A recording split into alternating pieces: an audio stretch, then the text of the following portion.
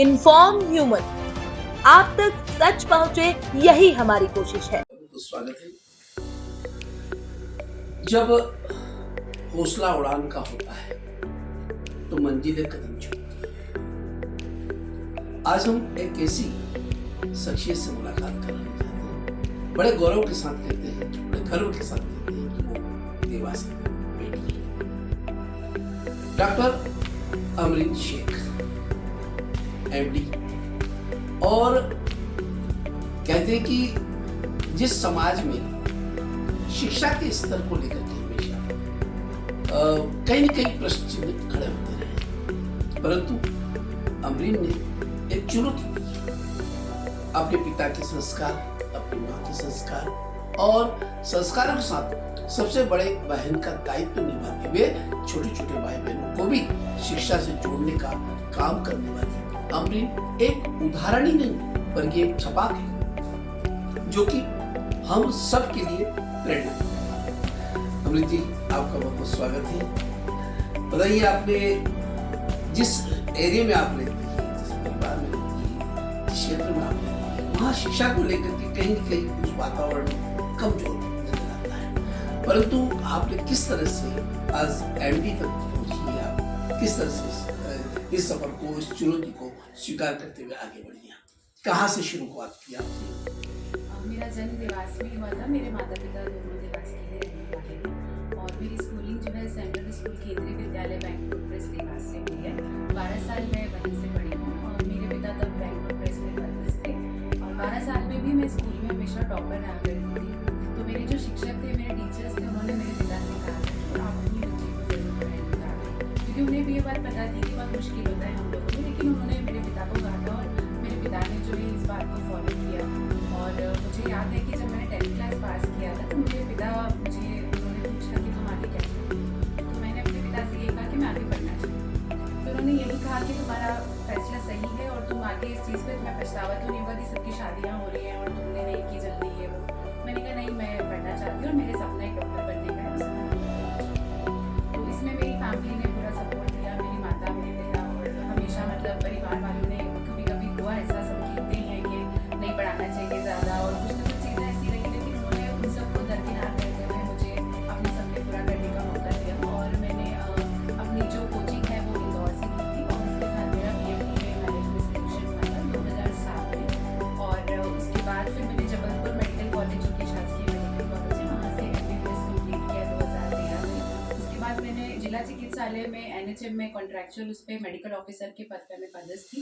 2014 में जैसे ही लोक सेवा आयोग में इंटरव्यू के लिए मेरा चयन हुआ, पहली बार में मेरा चयन हो गया था, तब से मैं मेडिकल ऑफिसर के पद पे शासन में अपनी सेवाएं दे रही हूँ। और मेरी जो पोस्टिंग है वो मक्सी रही है, शाजापुर में, और कोलाई कला भी रही है।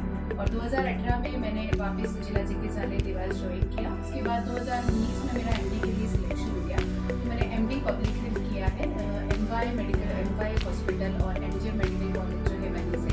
उसके बाद जब मेरा डिग्री कंप्लीट हुआ MD का 2022 में पिछले साल, तो मैंने वापस से अपनी सेवाएं जो है वो ज्वाइन करी और वर्तमान में मैं CMHO ऑफिस में क्वालिटी नोडल ऑफिसर के पद पे पदस्थ हूँ। और मैं और मेरे जो वरिष्ठ सीनियर्स हैं, हम लोग सब मिलकर शासन की तरफ से जो भी हमारी कोशिश होती है, हम कोशिश कर रहे हैं कि जितना गुणवत्ता का सुधार हो सके सरकारी अस्पताल में, उसके लिए हम अपनी तरफ से पूरी कोशिश करें।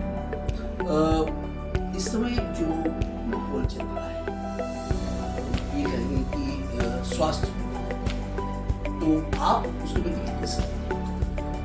मैं फेसबुक पे अपने बहुत सारे वीडियोस जो है पोस्ट करती रहती हूँ और मेरे 9800 के आसपास फॉलोवर्स हैं और लोग काफ़ी पसंद करते हैं, क्योंकि मुझे लगता है कि एक डॉक्टर होने के साथ साथ कम्युनिटी में मेरा दायित्व है कि लोगों को जितना ज़्यादा हो सके मैं स्वास्थ्य के प्रति जागरूक करूँ, क्योंकि जान है तो जहान है।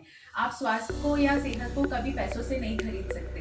जब एक बार नुकसान हो जाता है, आपकी सतह कोई बीमारी लग जाती है, जैसे आजकल जो एरा हो गया है, जो समय है वो बहुत परिवर्तित हो गया। पहले ऐसी बीमारियां होती थी जो फैलती थी एक दूसरे को, लेकिन अब जैसे जो नई नई बीमारियां जैसे डायबिटीज़, हाइपरटेंशन, ये सब जो है कि बहुत ज़्यादा देखने को मिल रही है।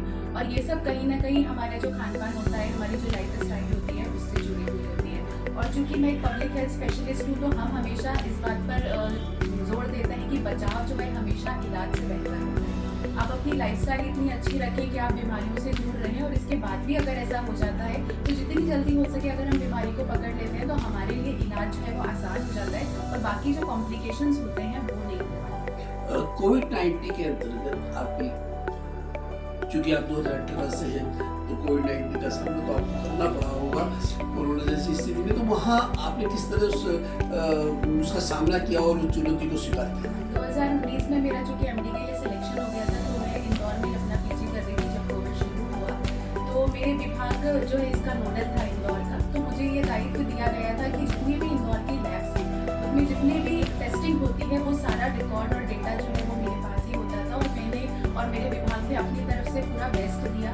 इसके साथ साथ जो है मैंने अपनी सेवाएं भी दी एज अ डॉक्टर। मेरी जब ड्यूटी लगी तो मैंने अपने आप को पूरा अलग कर लिया था, घर वाले पूरे नीचे रहते थे, मैंने अपने आप को पूरा सेपरेट कर लिया था ताकि मेरे घर वाले अफेक्ट ना हो। और यही चीज़ बाकी सारे डॉक्टर्स ने भी फॉलो की थी। वो एक बहुत बुरा समय था सबके लिए, लेकिन फिर भी हमने उससे बहुत कुछ सीखा है जो आगे भी हमारे लिए। अंतर्राष्ट्रीय महिला दिवस पर हम आप जैसी विशिष्ट नारियों का सम्मान करना है, विशिष्ट व्यक्तित्व का सम्मान करना है, ये कहेंगे।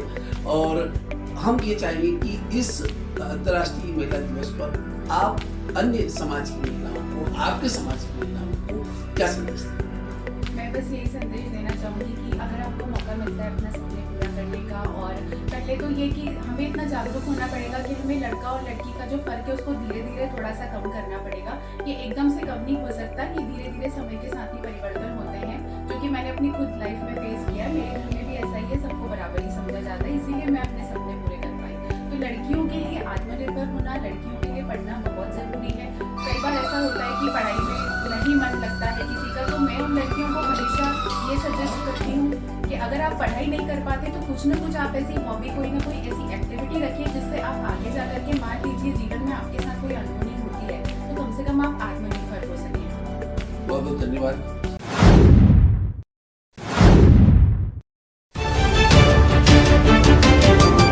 इन्फॉर्म ह्यूमन, आप तक सच पहुंचे, यही हमारी कोशिश है।